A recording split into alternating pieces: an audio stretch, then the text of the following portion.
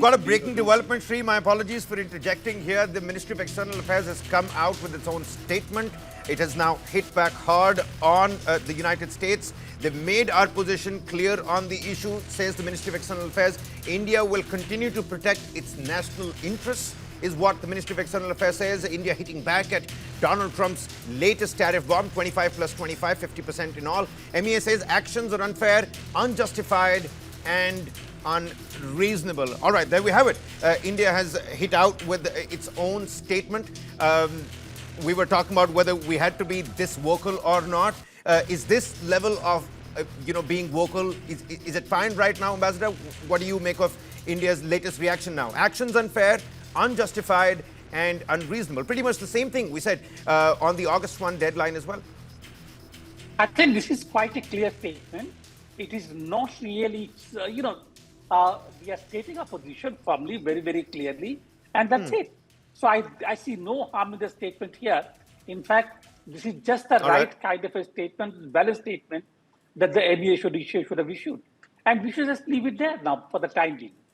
Okay, so you're of the opinion that we should leave it here. We've made our voice heard. We've put out our statement as well. Karthik, how do you read MEA's latest statement? India hitting back at that latest tariff bomb? Because it's very interesting what Sri said. Maybe we can continue to work in silos. The foreign ministers meet on the Quad front. Piyush Goyal and delegation meet their counterparts on the business particular front. And the bonhomie between Modi and Donald Trump can continue. Those Howdy Modi events and Namaste Trumps can continue on that particular front. That's a great way to look at. And also, what do you make of MEA's latest statement? Sorry. Right. So on to the first question first. I think MEA's statement fairly measured again, nothing new coming out. I would not really call it India hitting back. I think it's India just reacting. And it's a fairly reasonable reaction, and that's the word that has been used as well. Unreasonable, unjustified. So, and India continuing to protect its national interest. Honestly, nothing new to read. The response is measured, but partly, I think that hint of defiance continues to be there, which I'm happy about, that we are saying that we are not going to bow down to Donald Trump's pressure. We will continue to protect our national interests, whatever it takes.